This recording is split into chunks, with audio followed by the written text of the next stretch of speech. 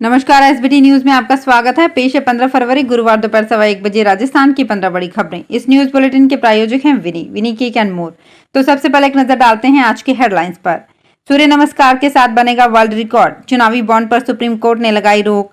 राजस्थान के 17 जिलों में बारिश ओले गिरने की संभावना, गरज चमक के साथ हो सकती है बरसात। सीबीएसई 10वीं और 12वीं की परीक्षाएं शुरू। भाजपा का 2022-23 में 720 करोड़ का डोनेशन। और अब खबरें विस्तार से।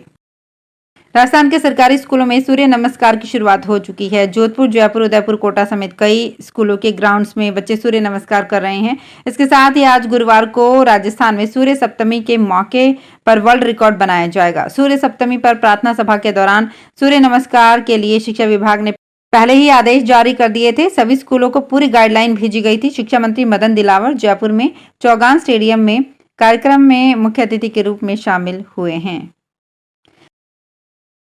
सुप्रीम कोर्ट से केंद्र सरकार और तमाम राजनीतिक दलों को करारा झटका लगा है। शीर्ष अदालत के संवैधानिक बेंच ने चुनावी बॉन्ड की व्यवस्था को खत्म कर दिया है, जिसे अप्रैल 2019 से लागू किया गया था। इसके अलावा राजनीतिक दलों को आदेश दिया गया है कि वे चुनावी बॉन्ड से मिली फंडिंग को वापस भी करें। अदालत ने कहा है कि चुनावी बॉन्ड्स पर आज से ही रोक लगाई जाती है। 12 अप्रैल 2019 से अब तक चुनावी बॉन्ड्स किन किन लोगों ने खरीदे और कितनी रकम लगाई, ये जानकारी स्टेट बैंक को देनी है।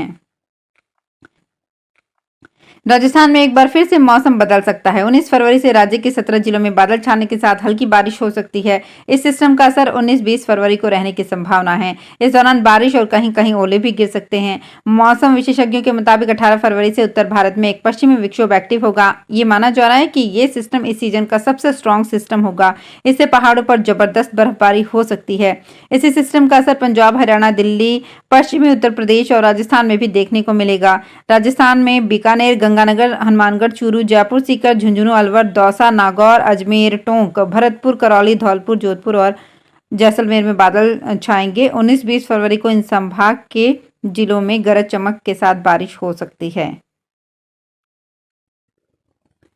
केंद्रीय माध्यमिक शिक्षा बोर्ड की 10वीं और 12वीं की बोर्ड परीक्षाएं आज गुरुवार से शुरू हो गई हैं। पहले दिन माइनर सब्जेक्ट के पेपर में स्टूडेंट्स की संख्या कम ही रही। अजमेर रीजन में इस बार राजस्थान और गुजरात के स्कूलों से करीब 2,80,000 विद्यार्थी इन परीक्षाओं के लिए पंजीकृत हुए हैं। इनमें 10वीं के 1,05,000 और 12वीं के 1,30,000 विद्यार्थी शामिल हैं। रीजन में करीब 600 परीक्षा केंद्र बनाए गए हैं। एसोसिएशन फॉर डेमोक्रेटिक रिफॉर्म्स ने बुधवार को राजनीतिक दलों को मिलने वाले डोनेशन की रिपोर्ट जारी की। इसके मुताबिक फाइनेंशियल ईयर 2022-23 में भाजपा को लगभग 720 करोड़ रुपए डोनेशन के रूप में मिले हैं। भाजपा को मिली रकम कांग्रेस, आम आदमी party, communist party of India और नेशनल पीपल्स पार्टी को मिले डोनेशन से 5 गुना अधिक है। फाइनेंशियल ईयर में 20,000 से अधिक का डोनेशन मिलने पर रजिस्टर्ड पॉलिटिकल पार्टियों को खुलासा करना होता है। गुलाम नबी ने कहा है कि कांग्रेस को केवल महाराष्ट्र से पुनर्जीवित किया जा सकता है। यूपी और बंगाल जैसे बड़े राज्यों में पार्टी खत्म हो गई है। जम्मू कश्मीर के पूर्व सीएम और डेमोक्रेटिक प्रोग्रेसिव आजाद पार्टी चेयरमैन गुलाम नबी आजाद ने कांग्रेस में चल रही उथल पुथल को लेकर बयान दिया है। उन्होंने बुधवार को जम्मू कश्मीर के पुंछ में कहा कि कुछ लोगों की कमजोरियां और अहंकार के कारण सबसे पुरानी पार्टी खत्म हो रही है। उन्होंने आगे कहा कि महाराष्ट्र के पूर्व सीएम अशोक चव्हाण का कांग्रेस से बाहर जाना पार्टी के लिए बड़ा झटका है।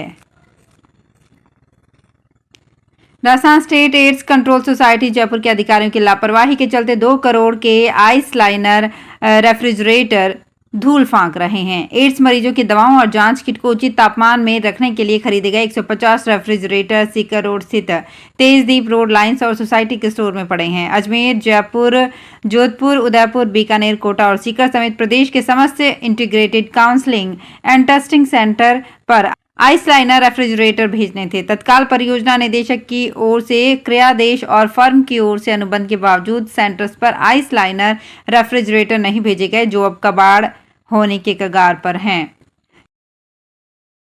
केंद्र से मिलने वाली बकाया राशि को हरी झंडी नहीं मिलने से मनरेगा मजदूरों की मजदूरी अटक गई है। सरकारें मनरेगा में 100 दिन काम की गारंटी दे रही है, मजदूरी की नहीं।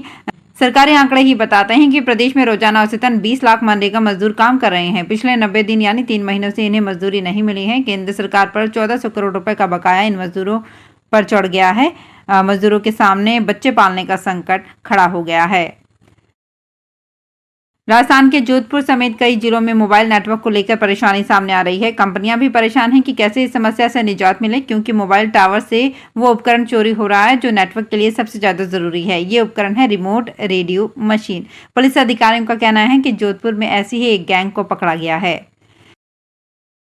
अजमेर में आरपीएससी ने बुधवार को माध्यमिक शिक्षा विभाग में पुस्तकालय अध्यक्ष ग्रेड द्वितीय के 300 पदों पर भर्ती का विज्ञापन जारी किया है। उम्मीदवार की 1 जनवरी 2025 को न्यूनतम आयु 18 साल और अधिकतम आयु 40 साल से कम होनी चाहिए। कैंडिडेट्स का सिलेक्शन लिखित परीक्षा से होगा।